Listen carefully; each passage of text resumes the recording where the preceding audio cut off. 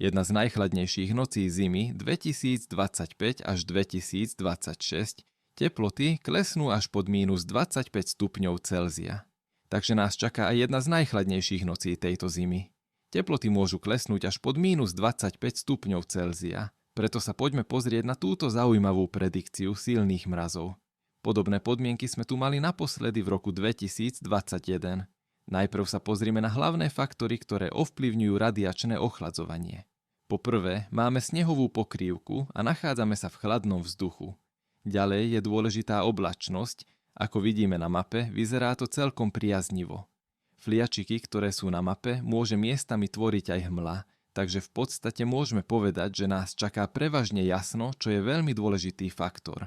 Nasleduje vietor, ten vyzerá byť taktiež priaznivý. V oblastiach, kde vidíme bodky, vietor takmer úplne ustane a práve tam budú najlepšie podmienky na silné ochladzovanie. Môžeme teda povedať, že na väčšine územia sú splnené tie najdôležitejšie faktory. Poďme teraz na absolútne minimá. Hneď na prvý pohľad ma zaujala južná časť stredného Slovenska, kde model predikuje až -23 stupňov Celzia, a to aj v okolí mojej stanice.